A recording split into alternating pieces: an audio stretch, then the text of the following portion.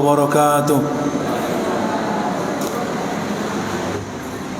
إن الحمد لله نحمده ونستعينه ونستغفره ونعوذ بالله من شرور أنفسنا ومن سيئات أعمالنا. من يهده الله فلا مضل له ومن يضلل فلا هادي له. وأشهد أن لا إله إلا الله وحده لا شريك له وأشهد أن محمدا عبده ورسوله. اللهم صل على محمد وعلى آله وصحبه ومن تبعهم بإحسان إلى يوم الدين. أما بعد، kaum muslimin rahimani wa rahimakumullah, bapak-bapak dan ibu-ibu sekalian, yang mudah-mudahan Allah Subhanahu wa taala senantiasa memberikan karunia dan taufiknya kepada kita, sehingga kita bisa senantiasa melaksanakan ketaatan dan juga amal-amal saleh kepada Allah Subhanahu wa taala sebagai Rabb kita yang menciptakan kita, yang memberikan rezeki kepada kita, yang mengatur segala urusan kita. Maka kewajiban bagi kita untuk senantiasa mentaati perintah-perintahnya dan menjauhi larangan-larangannya. Bapak-bapak dan ibu-ibu sekalian, pada pertemuan yang lalu, sebulan yang lalu, telah kita singgung secara umum tentang prinsip dasar Islam yang termaktub dalam rukun iman yang kelima, yaitu iman kepada hari akhir. Secara garis besar telah kita sampaikan runtutan kejadian-kejadian, dari mulai kewajiban kita mengimani kepada adanya tanda-tanda munculnya hari kiamat, baik itu tanda-tanda yang kecil ataupun tanda-tanda yang besar. Kemudian memasuki alam akhirat berupa kematian. Kemudian masuk kepada alam barzah. Kemudian di sana adanya fitnah berupa pertanyaan para malaikat. Man rabbuka wa ma dinuka wa man nabiyuka? Apa agamamu? Siapa Rabbmu, apa agamamu, dan siapa nabi yang diutus kepadamu? Maka barang siapa yang mampu menjawab pertanyaan-pertanyaan malaikat tersebut, niscaya ini tanda dia akan mendapatkan kebahagiaan setelahnya, mendapatkan kemudahan urusan setelahnya. Adapun jika dia tidak bisa menjawab pertanyaan-pertanyaan malaikat tersebut, maka ini adalah tanda dia akan mendapatkan kesengsaraan berupa azab. Pertama kali di alam kubur, setelah itu azab di api neraka, waliyadzubillah. Oleh karena itu para jamaah sekalian, mumpung kita masih hidup di dunia ini, masih diberikan kenikmatan oleh Allah berupa hidup, masih diberi kesempatan untuk menghirup udara segar di dunia ini, maka jangan gunakan waktu kita, sisa-sisa umur kita dalam perkara-perkara yang merupakan kemaksiatan kepada Allah, atau perkara-perkara yang tidak ada manfaatnya, terutama untuk akhirat kita. Mari persiapkan, bekali diri kita untuk menghadapi hari itu, hari di mana kita tinggal hanya dapat mampu menerima balasan. Tidak bisa kita kemudian kembali ke dunia ini untuk beramal lagi. Segala keputusan telah diputuskan, segala ketetapan Allah telah ditetapkan, maka tinggal kita menunggu peradilan Allah Subhanahu wa taala. Apakah tergolong termasuk orang-orang yang bahagia dimasukkan ke dalam surga, ataukah orang-orang yang sengsara dimasukkan ke dalam neraka. Kemudian setelah itu adanya hari kebangkitan, dikumpulkannya manusia di padang mahsyar. Kemudian di sana terjadi kejadian-kejadian yang sangat luar biasa. Kemudian adanya hisab, adanya penimbangan amal atau yang disebutkan dengan mizan. Demikian pula diberikannya catatan amalan masing-masing dari kita. Setelah itu melewati sirat yang diibaratkan seperti rambut dibelah 7, yang tentunya masing-masing berbeda-beda di dalam menyeberangi sirat tersebut sesuai dengan amalannya, dan tentunya sesuai dengan rahmat Allah Subhanahu wa taala kepadanya.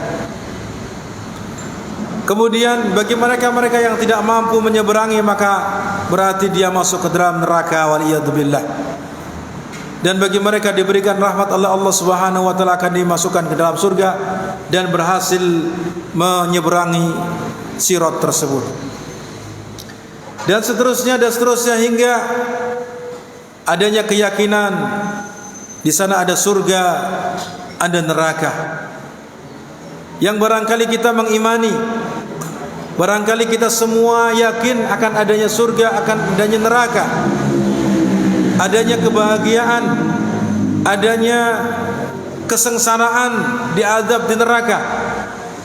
Akan tapi barangkali iman kita hanya sebatas di dalam hati, atau terkadang hanya sebatas di dalam lisan. Kemudian kita tidak wujudkan dengan perbuatan kita, yang menunjukkan kita betul-betul yakin nanti akan ada surga. Kita betul-betul yakin bahwasanya di sana ada neraka yang akan menyiksa bagi orang yang tidak taat. Nah, ternyata terkadang ambisi hidup kita, dorongan syahwat kita, dorongan hawa nafsu kita, tipu daya syaitan, baik itu yang berbentuk jin ataupun manusia, menutupi itu semua, menutupi keimanan yang sudah kita miliki, sehingga kita lupa. Akhirnya waktu kita habiskan dalam rangka menuruti ambisi dunia kita, waliyadzubillah. Sehingga perilakunya seolah-olah dia seakan-akan tidak beriman kepadanya adanya surga dan neraka. Seakan-akan nanti tidak ada hari kebangkitan lagi.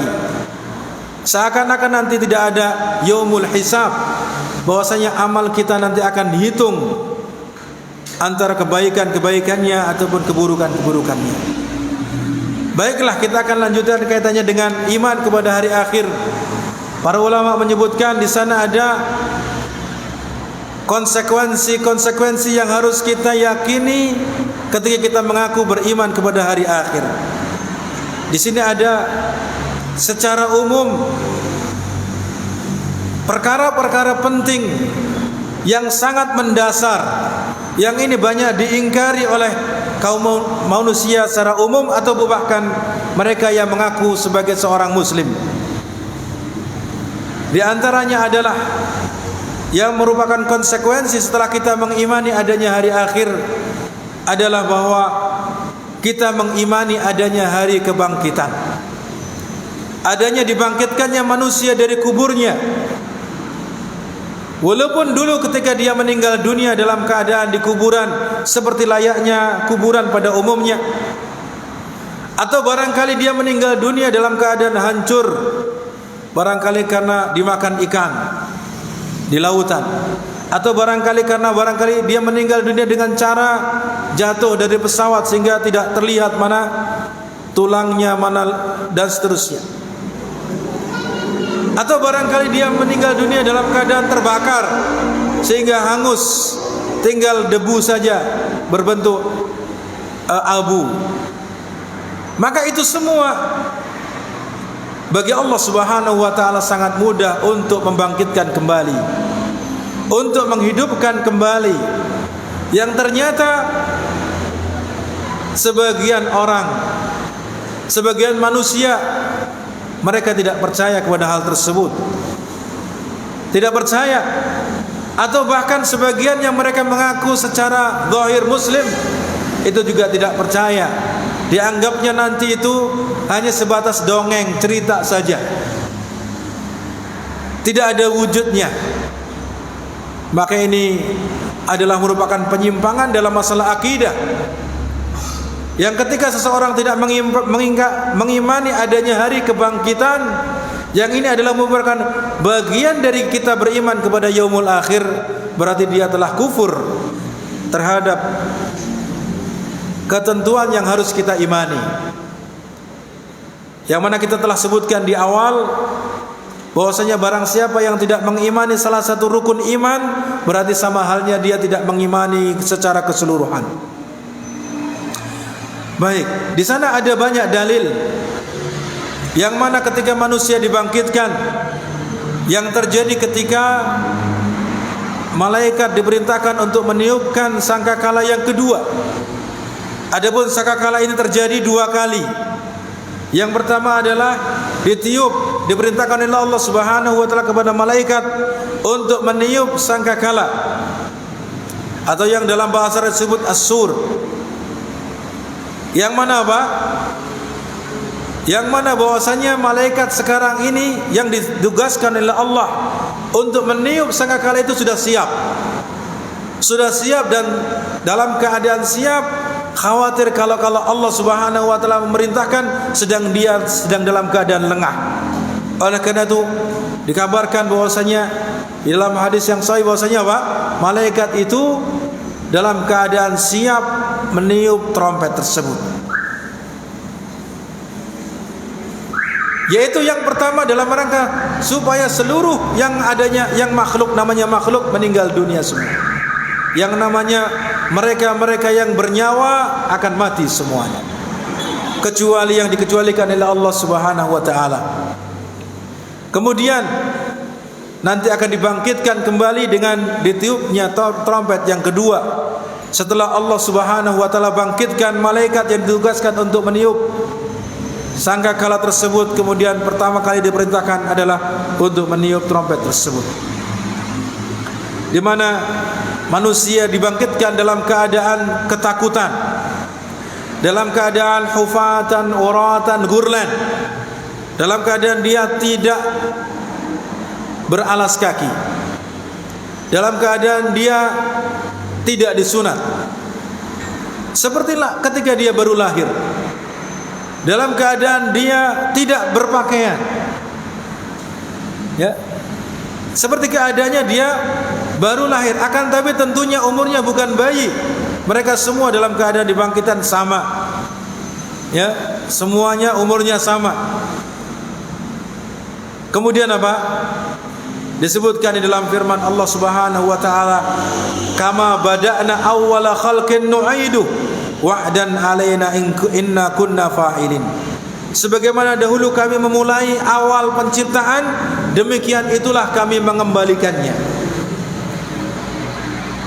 Artinya ketika dia diciptakan pertama kali dalam keadaan apa?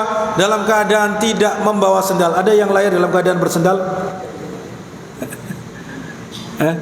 Lahir tahu-tahu sudah berpakaian? Ada? Tidak ada. Yang lahir keluar dari rahim tidak ada yang bawa sendal, tidak ada yang beralas kaki, tidak ada yang berpakaian. Ada yang sudah disunat? Tidak ada. Maka dalam ayat ini dikatakan, ya, kama bada'na awwala khalqin nu'idu wa'dan alaina. Sebagaimana dulu kami ciptakan pertama kali, artinya dia dikeluarkan dalam keadaan tidak berpakaian, tidak bersendal, atau tidak disunat. Maka nanti ketika dikembalikan, dibangkitkan lagi dalam keadaan tidak membawa pakaian, tidak disunat, dan juga tidak membawa alas kaki. Manusia semua dalam keadaan demikian dikumpulkan di padang mahsyar. Jadi secara otomatis mereka ketika bangkit langsung menuju ke mana? Padang mahsyar. Tidak ada lagi bingung cari pemimpin, mana sih kita mau kemana ini? Tidak. Tapi secara otomatis mereka apa? Terarahkan menuju ke padang mahsyar. Karena mereka nanti setelah dibangkitkan, dikumpulkan di padang mahsyar. Apakah di padang mahsyar ini di dalam planet lain selain bumi? Tidak, tetap di bumi. Karena dia dibangkitkan dari bumi, berarti dia dalam keadaan masih di bumi. Masih di bumi. Hanya saja keadaannya berbeda, tidak seperti sekarang. Kalau sekarang ada gunung, ada apa? Kemudian dataran rendah, berair dan seterusnya. Pada saat itu rata semua. Pada saat itu dalam keadaan rata. Ya, bumi tidak seperti bumi ketika kita masih hidup di dunia. Dalam artian apa? Dalam artian keadaannya berbeda, tapi tetap namanya bumi. Demikian para jamaah rahimani wa rahimakumullah. Wa'dan alaina inna kunna fa'ilin. Itu adalah merupakan janji dari kami, yang mana kami akan benar-benar melakukannya, kata Allah Subhanahu wa ta'ala. Dan hari kebangkitan ini adalah tentunya berdasarkan dalil-dalil dari Al-Quran, dalil dari Sunnah, dan juga ijma'nya para ulama kaum muslimin. Oleh karena itu barang siapa yang mengingkari adanya hari kebangkitan, berarti dia telah keluar dari agama Islam, karena dia telah terjerumus ke dalam kekufuran. Tidak percaya akan adanya hari kebangkitan, berarti status muslimnya sudah hilang.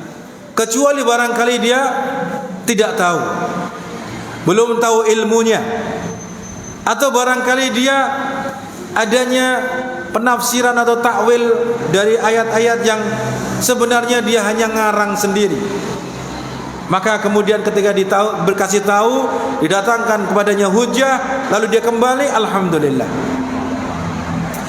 Kemudian selanjutnya di dalam hadis Rasulullah sallallahu alaihi wasallam disebutkan tentang keadaan bagaimana manusia nanti dibangkitkan. Yuhsyarun nasu yaumal qiyamati hufatan uratan ghurlan, muttafaqun alaih.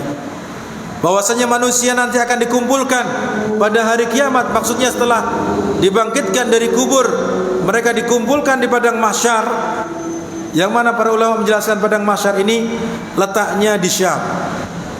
Letaknya di mana? Di Syam. Syam itu adalah mencakup Palestina, Suria, kemudian Lebanon dan Yordania. Ini adalah Syam. Nah, manusia nanti semuanya dikumpulkan di padang mahsyar tersebut, dari sejak zaman Nabi Adam hingga akhir nanti, hingga akhir nanti, dalam keadaan seperti yang disebutkan dalam hadis Rasulullah sallallahu alaihi wasallam tersebut. Yang hadis ini adalah disepakati kesahihannya oleh Bukhari dan Muslim. Manusia dalam keadaan hufatan uratan ghurlan, dalam keadaan tidak beralas kaki, dalam keadaan tidak berpakaian, dalam keadaan tidak disunat. Ya, ini adanya dalil yang menunjukkan manusia akan dibangkitkan dan dikumpulkan di padang mahsyar. Kemudian selanjutnya apa? Para ulama telah ijma terkait dengan masalah ketetapan adanya hari kebangkitan tersebut. Ya, kalaulah barangkali ada yang mengingkari, artinya secara akal kita, secara hikmah, itu apa? Bahwasanya hari kebangkitan itu pasti ada. Kalau tadi jelas dalam Al-Quran, jelas dalam hadis Rasulullah SAW, para ulama kaum muslim juga telah ijma terhadap hal itu. Ini sudah tidak syak lagi. Demikian pula secara hikmah, secara analogi, ya, analogi kita, akal sehat kita itu mengarahkan kepada pemahaman adanya hari kebangkitan, di mana Allah Subhanahu wa taala menjadikan bagi makhluk Allah Subhanahu wa taala ini adanya hari kembali, tempat kembali. Ya, adanya hari tempat kembali, yang mana Allah Subhanahu wa taala di tempat tersebut akan memberikan balasan kepada mereka yang hidup selama di dunia. Ya, di mana Allah Subhanahu wa taala mengutus kepada mereka para rasul Allah Subhanahu wa taala mengutus kepada setiap umat seorang utusan. Allah Subhanahu wa taala menyertakan kepada para utusan tersebut dengan satu kitab. Dengan kitab wahyu Allah. Entah itu kitab itu mengikuti utusan sebelumnya atau kitab tersendiri. Seperti Nabi Musa, beliau Allah Subhanahu wa taala dengan bawakan kepada kitab sendiri berupa Taurat. Kemudian Nabi Isa ditutus oleh Allah Subhanahu wa taala dengan membawa kitab Injil yang menyempurnakan kitab sebelumnya. Adapun Nabi kita sallallahu alaihi wasallam diutus untuk seluruh manusia, juga dibawakan kepadanya kitab berupa apa? Berupa Al-Qur'an. Yang ini adalah merupakan kitab paling lengkap, ya, karena itu petunjuk bagi seluruh manusia. Petunjuk bagi seluruh manusia. Nah, ini menunjukkan apa para jamaah rahimani wa rahimakumullah? Di mana Allah mengutus para rasul. Kemudian utusan tersebut disertakan kepadanya wahyu. Yang wahyu ini adalah merupakan petunjuk bagi manusia hidup di dunia agar mereka selamat. Agar mereka apa? Selamat. Kalaulah nanti tidak ada hari pembalasan, manusia tidak dibangkitkan kemudian dibalas dengan apa yang mereka lakukan, ya, maka niscaya Allah sia-sia mengutus para nabi. Allah Subhanahu wa taala sia-sia, ya, menurunkan kitab. Untuk apa? Kalau sudah diturunkan kitab, kemudian apa? Diutus kepada mereka rasul, yang rasul ini diperintahkan untuk menjelaskan kitab tersebut, buku petunjuk hidup tersebut, supaya menjelaskan kepada manusia, memberi contoh kepada mereka bagaimana prakteknya dan seterusnya. Lalu setelah itu sudah meninggal, sudah tidak ada balasan, tidak ada apa. Kira-kira Allah mengutus apa? Para rasul tadi sia-sia atau tidak? Sia-sia. Tidak ada perbedaan antara orang yang menolak, tidak ada perbedaan antara orang yang beriman atau yang setengah-setengah atau yang lain. Tidak ada perbedaan. Kira-kira adil atau tidak kalau seperti itu? Secara logika kita ini menunjukkan tidak adil. Ya, tidak adil. Kalau sudah meninggal sudah tidak ada kebangkitan, tidak ada lagi apa? Tidak ada hari pembalasan. Maka sungguh ini sesuatu yang mustahil bagi Allah Subhanahu wa taala. Ya. Karena sia-sia Allah mengutus rasul, Allah menurunkan wahyu. Kemudian di antara mereka ada yang beriman, ada yang tidak beriman, ada yang taat, ada yang tidak taat. Lalu setelah meninggal dunia, sama-sama meninggal dunia, setelah itu dibiarkan, tidak dibangkitkan. Kira-kira yang seperti ini adil tidak Allah Subhanahu wa taala? Tentunya tidak. Tentunya mustahil bagi Allah akan melakukan hal tersebut.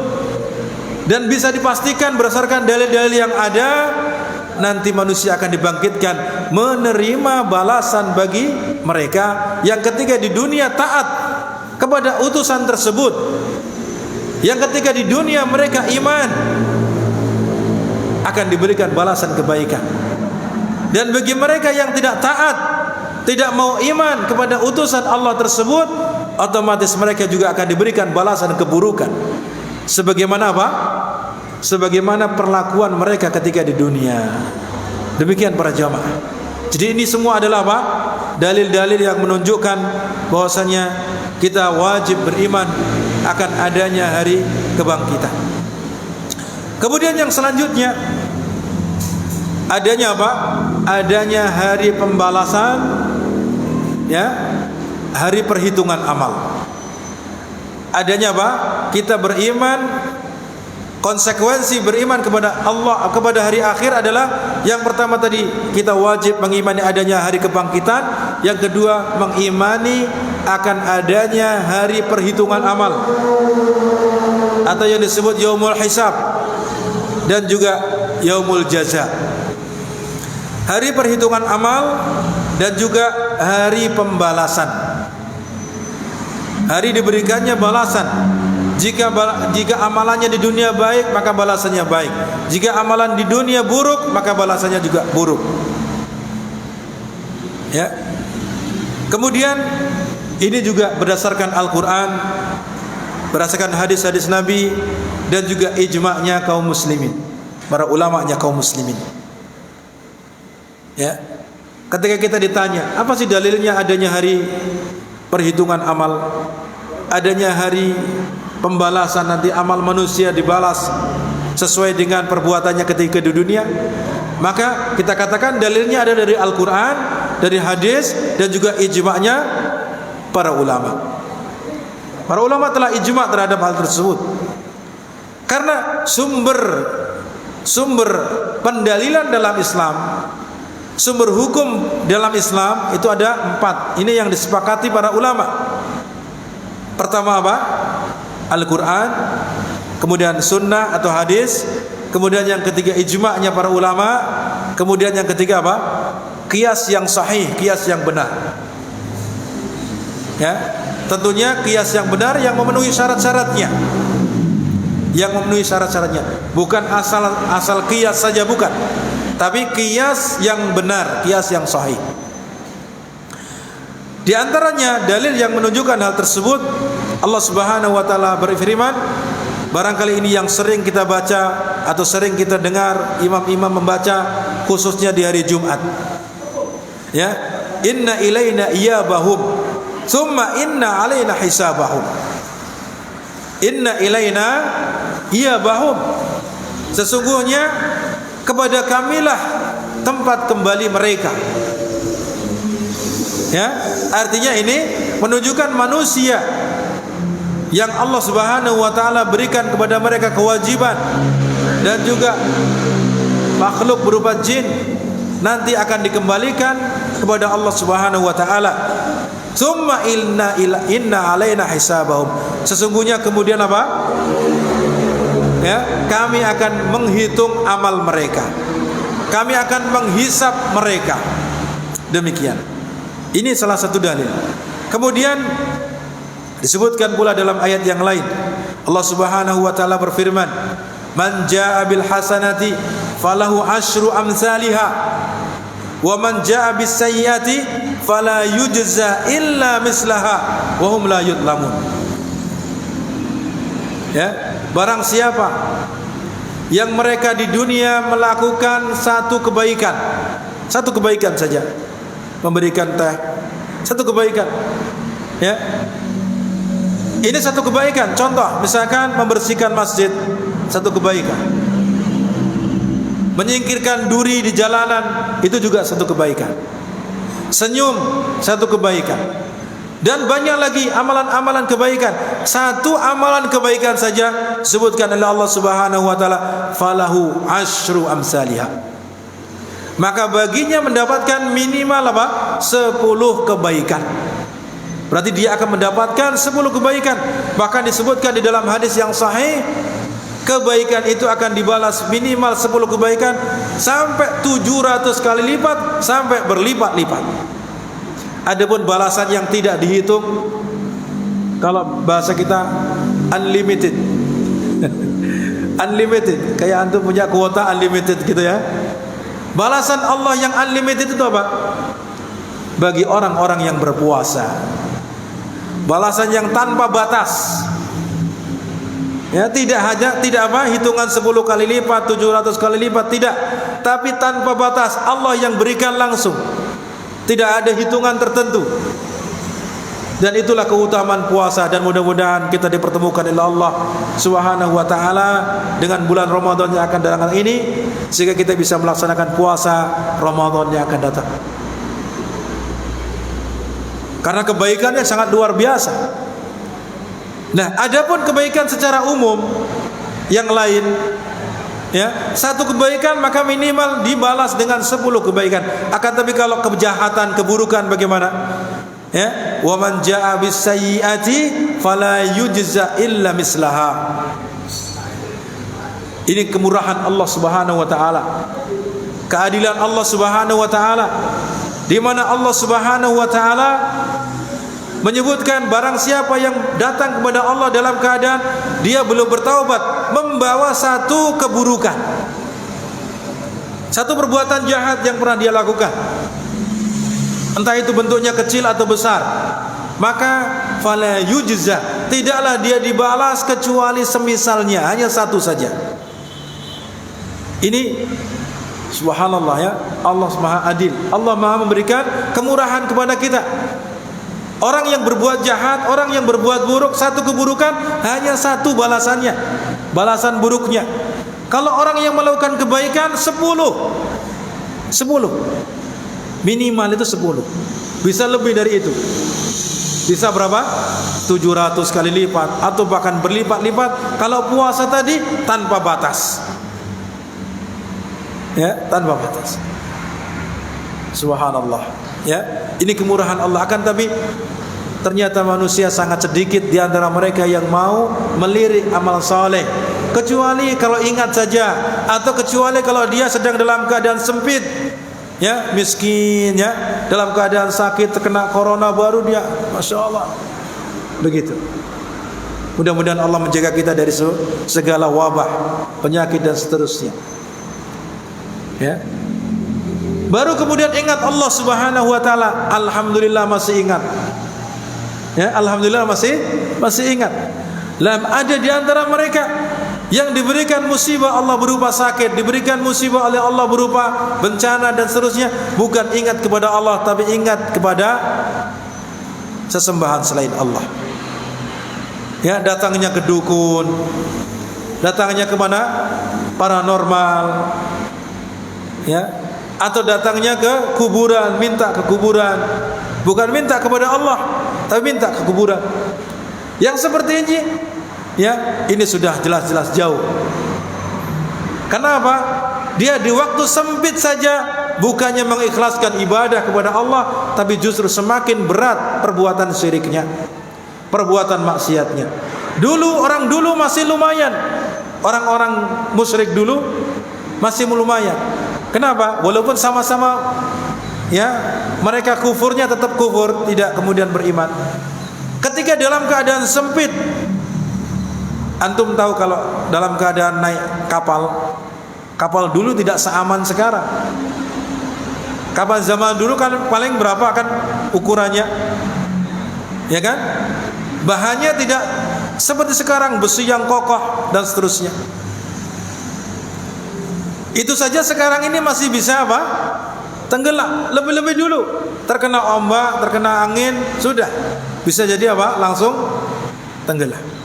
Nah, mereka dalam keadaan demikian betul-betul mereka minta kepada Allah, ikhlas kepada Allah, bukan minta kepada sesembahan selain Allah, bukan minta kepada Lata, Uzza, Manat, lah, tidak, ya.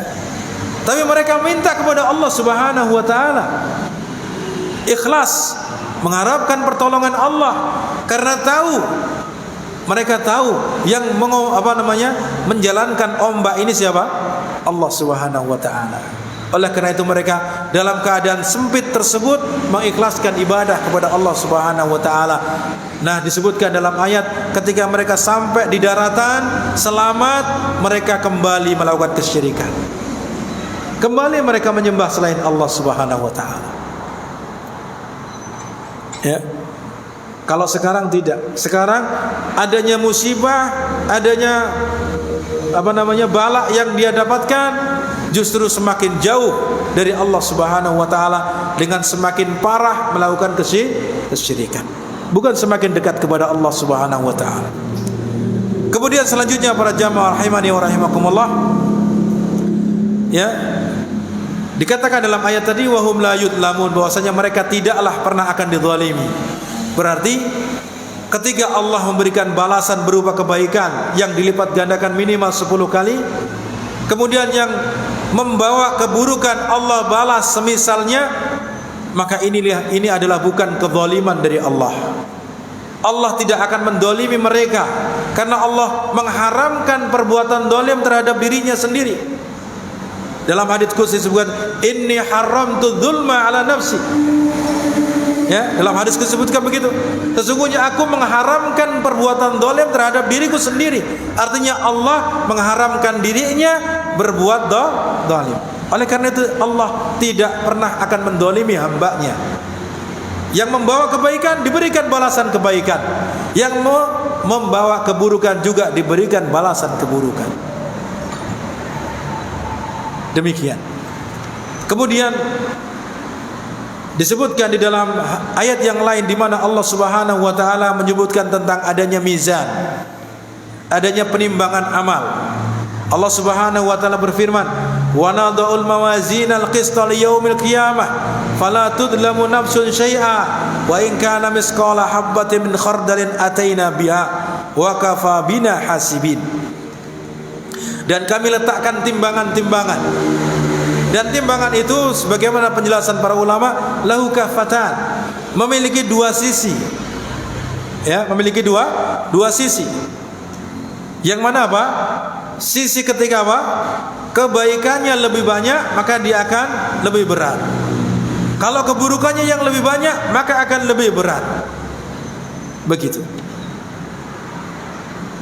Ini diletakkan dan disifati timbangan-timbangan tersebut adalah adil al-qista, adil. Timbangan itu akan adil, tidak akan mungkin jomplang atau tidak adil, cenderung kepada ya orang yang barangkali kalau di dunia kan gitu. Kalau ditegakkan keadilan ini, oh bayarannya banyak. Bayarannya banyak. Maka apa? Dia dimenangkan. Atau dia keluarganya maka dimenangkan. Ini keadilan manusia. Keadilan apa? Manusia. Bisa condong kepada sebelah. Tidak adil persis seperti itu. Allah Subhanahu wa taala tidak menempatkan timbangan-timbangan, membuat timbangan untuk amalan manusia betul-betul adil pada hari kiamat nanti. Fala tudlamu nafsun syai'a, tidak seorang pun akan dizalimi sedikit pun.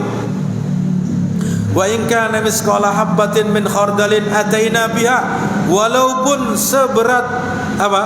Seberat biji apa? Dzarrah, atau yang sering kita terjemahkan dengan biji sawi. Ya.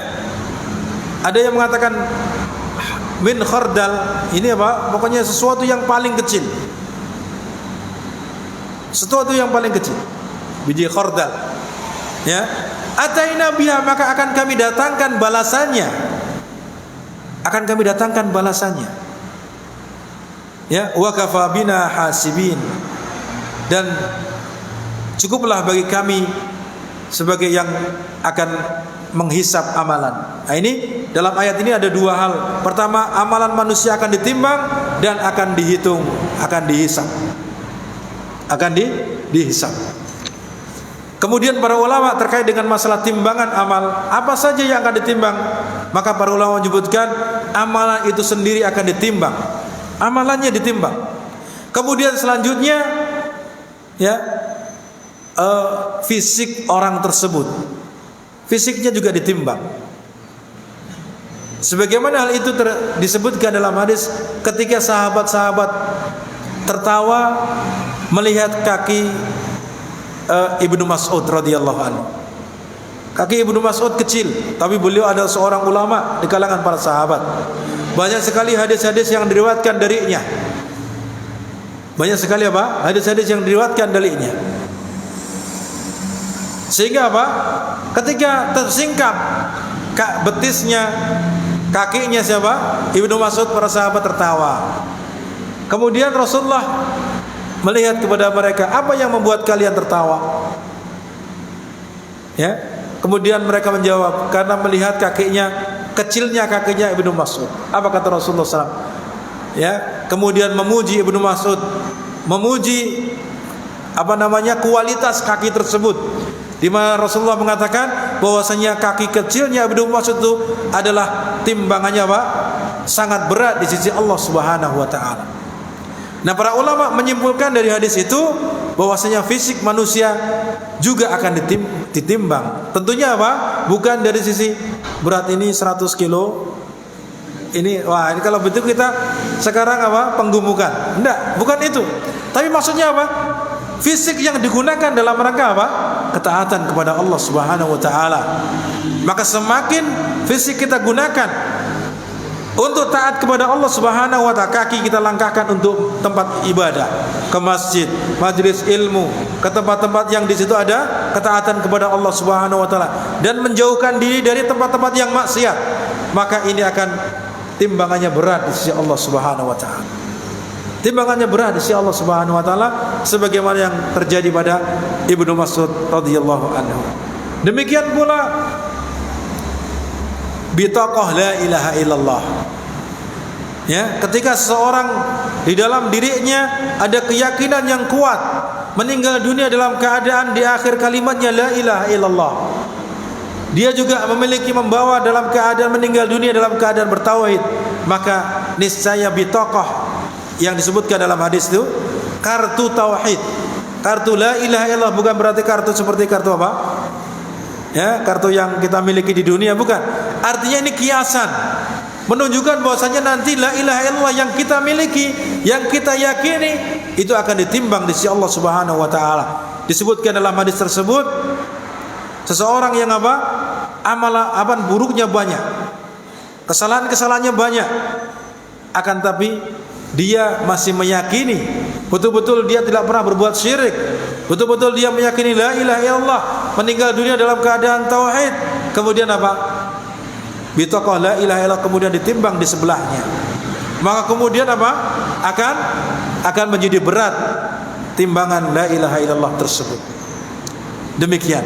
Ini menunjukkan beberapa yang perlu kita ketahui terkait apa saja yang akan ditimbang di sisi Allah Subhanahu wa ta'ala. Kemudian disebutkan dalam hadis-hadis terkait dengan masalah yang nanti akan dihisab oleh Allah Subhanahu wa ta'ala ataupun ditimbang di sisi Allah Subhanahu wa ta'ala. Disebutkan diantaranya ya hadis Ibnu Umar radhiyallahu an. Hadis Ibnu Umar radhiyallahu an, di mana disebutkan bahwasanya Nabi sallallahu alaihi wasallam bersabda, sesungguhnya Allah mendekatkan seorang mukmin. Kemudian Allah meletakkan sitar, penghalang antara dirinya dengan hamba tersebut, orang yang beriman. Lalu berkata kepadanya, apakah engkau tahu dosa ini? Kemudian hamba tersebut mengatakan iya. Apakah engkau tahu dosa ini? Kemudian hamba tersebut, na'am wahai Rabb, iya wahai Rabbku. Kemudian kemudian disebutkan semua dosa-dosanya, dia pun mengakuinya itu sebagai dosanya. Sehingga seolah-olah dia seolah-olah dia sudah binasa dengannya. Dia menganggap dirinya karena banyak dosa-dosa yang disebutkan, dia sudah ini alamat binasa, alamat sengsara. Kemudian Allah Subhanahu wa ta'ala berkata kepadanya, qad satartuha 'alaika fid dunya. Sungguh aku telah menutupi dosa-dosa itu di dunia. Jadi barangkali kita tidak diketahui oleh orang lain. Ya, orang lain menganggap kita masya Allah dia rajin ke masjid, dia rajin ibadah, pasti dia masuk surga. Belum tentu. Bisa jadi Allah menutupi kesalahan-kesalahannya. Artinya tidak diketahui oleh orang lain. Ini Allah tutupi. Ya. Bisa jadi kita sebenarnya banyak dosa, tapi Allah tutupi sehingga orang lain tidak mengetahui keadaan kita. Nah, Allah Subhanahu wa ta'ala menyebutkan ini kepada orang tadi yang beriman tadi, yang Allah dekatkan. Saya telah tutupi dosa-dosamu di dunia, artinya orang lain tidak tahu. Wa ana aghfiruka lakal yaum, dan saya telah mengampuni dosa-dosamu hari ini. Ya, di dunia ditutupi, di akhirat Allah ampuni. Subhanallah. Ya. Kemudian fayu'ta kitabu hasanati. Kemudian Allah berikan kepadanya catatan amalannya. Catatan amalan kebaikannya. Ini bagi orang yang beriman. Kemudian diberikan catatan amalannya sebagaimana dalam dalil yang lain itu melalui dengan tangan kanan. Kalau dia itu amalannya amalan baik. Amal kufar wal munafikun, tadi perlakuan Allah kepada orang-orang yang beriman di akhirat ketika hari peradilan. Ya. Nah, sekarang bagaimana kalau orang-orang kafir dan orang-orang munafik yang zahirnya Islam tapi menyembunyikan kekufuran, zahirnya Muslim tapi justru dia apa? Benci kepada Islam, benci kepada kaum muslimin. Disebutkan bahwasanya fayunada bihim ala ru'usil khalaiq. Mereka apa? Tidak face to face. Artinya apa? Allah tidak secara khusus seperti perlakuan kepada orang yang beriman tadi. Kalau beriman tadi kan apa? Sendiri. Kalau ini orang-orang kafir, orang-orang munafik di hadapan manusia, di hadapan seluruh makhluk. Kemudian dikatakan kepada mereka, haula'il ladzina kadzdzabu rabbahum. Mereka itulah orang-orang yang mendustakan ayat-ayat Rabb-nya atau mendustakan Allah Subhanahu wa taala. Ala la'natullah 'alal zalimin. Ya. Tidakkah kalian tahu sungguhnya laknat Allah kepada orang-orang yang telah berbuat zalim? Maksudnya orang-orang kafir dan orang-orang munafik tadi. Ini perlakuan Allah kepada siapa? Kepada orang-orang kafir dan orang-orang munafik tadi. Ya, jadi hisabnya tidak sendiri-sendiri. Jadi secara umum bahwasanya mereka itu apa? Mendapatkan laknat Allah Subhanahu wa taala. Setelah itu catatan amal bagi mereka tentunya diberikan dengan tangan kiri melalui punggung. Nah, ini para ulama menjelaskan kalau seseorang diberikan catatan amal dengan tangan kanan, maka ini adalah tanda kebaikan baginya. Maka setelahnya urusannya baik, urusannya mudah. Adapun catatan amal diberikan dengan tangan kiri bahkan melalui punggung, di belakang punggung, maka ini tanda keburukan, sengsara yang akan dia dapatkan. Sengsara yang akan dia dapatkan. Kemudian para jamaah rahimani wa rahimakumullah, yang selanjutnya adalah bahwa para ulama telah ijma tentang tetapnya adanya yaumul hisab dan yaumul jaza, hari pembalasan. Di mana tadi disebutkan dalam ayat man jaa bil hasanati falahu asyru amsaliyah. Demikian pula dalam hadis yang mana Rasulullah sallallahu alaihi wasallam juga menyebutkan anna man hamma bil hasanatin fa amilaha kataballahu indahu asyra hasanatin ila 700 dhifin ila atafin katsira. Ini yang sudah saya singgung di awal tadi, bahwasanya barang siapa yang ada keinginan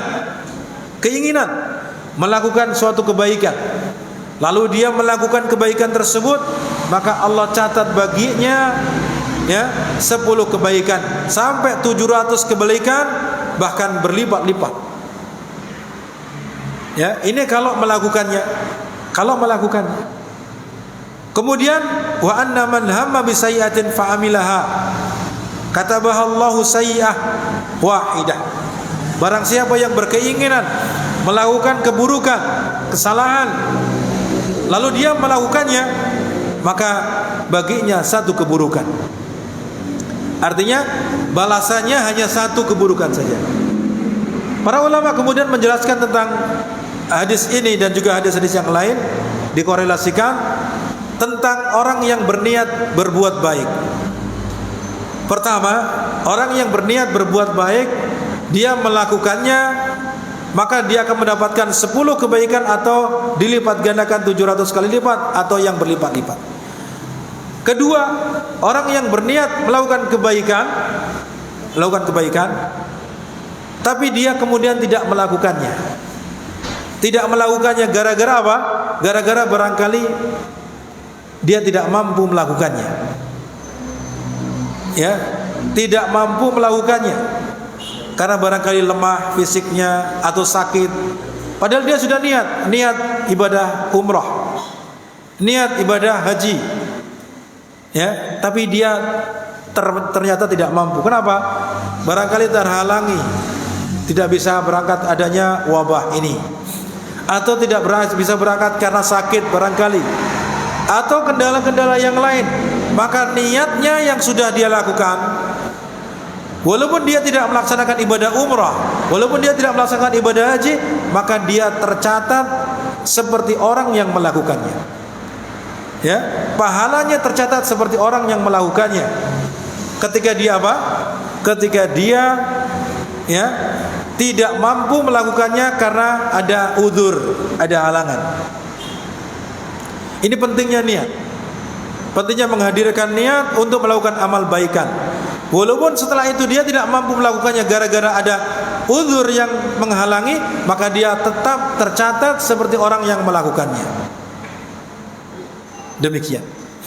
Kemudian yang ketiga, seseorang berniat, ya, berniat kemudian dia tidak mampu melakukannya, ya, tidak jadi melakukannya, maka apa? Dia sudah tercatat niatnya itu sebagai satu kebaikan. Niatnya sebagai satu kebaikan. Kemudian yang kedua, kalau orang yang berniat keburukan lalu dia melakukannya, maka dia dicatat satu keburukan. Orang niat, yang kedua, keadaan kedua, niat melakukan keburukan lalu dia tidak melakukannya, tapi bukan karena dia takut, tapi karena dia belum ada kesempatan. Niat mencuri, oh ini ada satpam ini, ada penjaga, akhirnya dia tidak jadi mencuri, ya kan? Dia membatalkan niatnya, niat buruk kan? Maka dia karena tidak, ya, bukan karena apa? Takut kepada Allah, tapi karena tidak ada kesempatan, maka dia tercatat seperti orang yang melakukannya. Hanya dengan niat saja, walaupun dia tidak jadi melakukannya karena tidak ada kesempatan, maka apa? Dia mendapatkan balasan seperti orang yang melakukannya. Adapun yang ketiga, orang yang niat melakukan keburukan lalu dia tidak melakukannya. Kenapa? Takut. Ada yang mengingatkan, ada nasihat, ceramah, dengarkan bahwasanya amalan ini adalah amalan yang dilarang. Ancamannya begini di dunia, ancaman di akhirat begini. Kemudian dia tahu itu dilarang, akhirnya dia mengurunkan niatnya takut kepada Allah. Maka yang seperti ini dia dicatat satu kebaikan. Dicatat apa? Satu kebaikan. Subhanallah. Niat keburukan, terus kemudian apa? Dia tidak melakukannya gara-gara dia takut kepada Allah karena mendengar nasihat, maka dia dicatat mendapatkan satu kebaikan. Demikian. Ini pentingnya kita menghadirkan niat dalam hidup kita. Kemudian selanjutnya yang ketiga adalah beriman kepada surga dan neraka. 3 poin ini perkara-perkara penting yang terpenting di antara yang kita sebutkan dari rentetan kejadian-kejadian di hari kiamat, hari kebangkitan, hari perhitungan amal, ya, dan penimbangan amal, kemudian adanya surga dan neraka. Karena itu tempat sebagai apa? Tempat di mana Allah Subhanahu wa taala membalas mereka kebaikan-kebaikan. Ya. Tempat kembali akhir nanti, akhir perjalanan manusia, apakah dia ke surga atau neraka. Surga itu apa? Surga itu adalah tempat di mana manusia mendapatkan kenikmatan-kenikmatan. Bahkan seluruh apa yang dia inginkan akan diberikan. Dalam ayat Allah Subhanahu wa taala, lahum ma yasha'una fiha. Lahum ma yasha'una fiha. Waladaina mazid. Bahwasanya bagi mereka yang Allah Subhanahu wa taala masukkan ke dalam surga, ma yasha'un, mereka yang mereka inginkan ada semua di dalam. Semua yang mereka inginkan akan ada di dalam surga tersebut. Di dalam ayat yang lain disebutkan, ya, ma tastahihil anfus. Jadi apa? Yang mereka inginkan dari apa? Dari dalam diri mereka, semuanya akan disiapkan oleh Allah Subhanahu wa taala. Ini adalah karunia yang sangat luar biasa. Oleh karena itu bersabar. Kalau kita barangkali ada keinginan di dunia ini, menginginkan, waduh saya ingin dapat itu, wah saya ingin mendapatkan itu, saya ingin, kok belum terwujud, maka bersabar. ketika kita saleh, ketika betul-betul taat kepada Allah, betul-betul kita ibadah, melaksanakan ketaatan kepada Allah, bahwasanya nanti Allah akan berikan balasan, berikan kebaikan-kebaikan yang kebaikannya itu sangat luar biasa banyaknya dibandingkan di dunia. Karena di dalam hadis Rasulullah SAW perbandingan kebaikan dunia dibandingkan kebaikan akhirat itu seperti apa? Seperti seseorang ketika dia datang ke lautan, kemudian dia masukkan jarum ke lautan, sebutkan dalam hadis. Atau ada yang lafaz lain jarinya dia masukkan, atau jarum tadi, kemudian dia angkat. Air yang netes inilah kebaikan dunia, kenikmatan dunia semuanya yang diperebutkan oleh miliaran manusia. Adapun lautan semua itu ibarat itulah kebahagiaan akhirat nanti, kenikmatan yang ada di akhirat. Akan tetapi manusia tadi karena sudah tertutupi, kita sebutkan di awal, tertutupi oleh hawa nafsunya, oleh ambisi dunianya, tertutupi oleh godaan jin dan syaitan. Akhirnya menutupi keinginan mendapatkan yang kenikmatan itu seperti lautan luasnya. Dia hanya memperebutkan yang setetes tadi, diperebutkan oleh banyak manusia. Ya, karena tadi hawa nafsunya sudah menutupi dirinya, tipu daya syaitan menutupi dirinya, dan seterusnya. Maka kalau kita sadar bahwasanya kenikmatan Allah yang Allah siapkan itu sangat luar biasa, maka sungguh kita tidak akan menengok kepada dunia.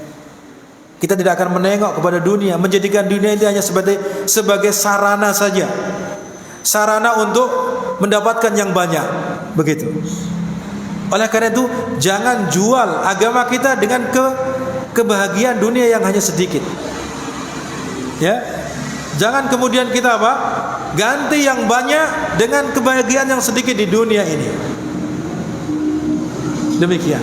Oleh karena itu, persiapkan untuk mendapatkan kebahagiaan di akhir nanti dengan memperbanyak amalan ketaatan kepada Allah Subhanahu wa taala. Surga adalah tempat kenikmatan yang Allah siapkan bagi hamba-hambanya yang beriman dan bertakwa kepada Allah Subhanahu wa taala. Yang tentunya di sana ada cara-cara, ada sifat-sifat hamba-hamba yang dimasukkan Allah kepada surga. Nah, disinilah pentingnya Allah mengutus Rasulnya, Allah menurunkan wahyunya atau kitabnya. Disitulah ada petunjuk. Ya, Allah turunkan kitab, ini buku petunjuk, Al-Quran. Kemudian Allah utus Rasul sebagai yang membacakan kepada mereka, menerangkan, oh ini maksudnya begini, ayo kita amalkan. Prakteknya Rasulullah terapkan. Manusia kemudian melihat, itu sebenarnya tugas Rasulullah, kemudian kita wajib mengikuti itu. Nah, kalau kita betul-betul mengikuti itu, maka niscaya kita akan selamat dan akan mendapatkan kebahagiaan di surga nanti, insyaallah ta'ala. Jadi simple, sebenarnya gampang kalau kita mau taat sebagaimana yang diinginkan oleh Allah dan Rasulnya, biidznillah ta'ala. Akan tapi tadi tipu daya syaitan, bisikan syaitan, godaan syaitan itu datang dari kanan, dari kiri, dari depan, dari belakang, dari atas, dari bawah, ya, sehingga menutupi kita dari hal-hal tersebut tadi, sehingga terjauhkan dari petunjuk Rasulullah sallallahu alaihi wasallam dalam rangka mendapatkan kebahagiaan yang hakiki, yaitu di surga nanti.